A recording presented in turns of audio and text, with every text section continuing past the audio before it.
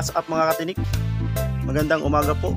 So, welcome po ulit sa aking vlog. Bali pala ngayon mga katinik ay kakatapos ko lang magpandaw ng mga crab trap natin.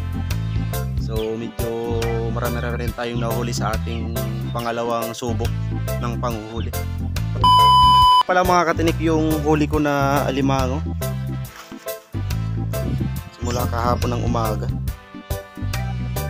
Katinik. Bali ano yung katinik? 105 pieces. So medyo good size na sila mga katinik. Lalaki talaga. Kaso yung iba mga katinik medyo payat. Pero ayos na rin yung katinik.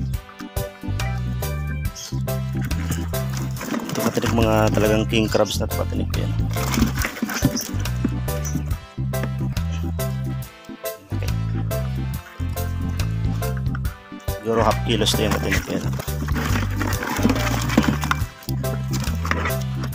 Bilis lumaki ng mga limango katinik, no? Bali ano lang to katinik, 4 na buwan ha. Pero yung size na katinik, goods na goods talaga. May idea na tayo katinik, no? Mga every 4 months kailangan mag-harvest tayo. Kasi magaganda na yung size na katinik. Ito yung mga kasama niya katinik.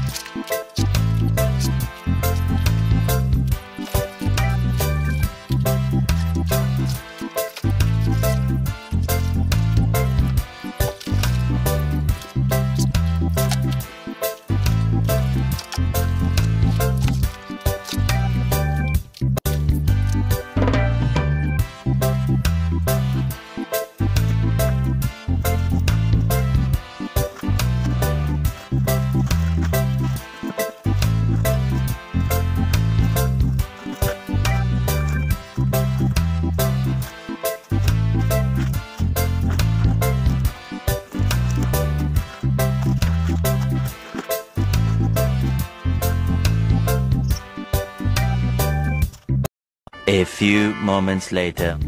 At ayun na nga mga katinik, so hanggang dito na lang ang aking vlog. Maraming salamat po sa panonood. Bye bye.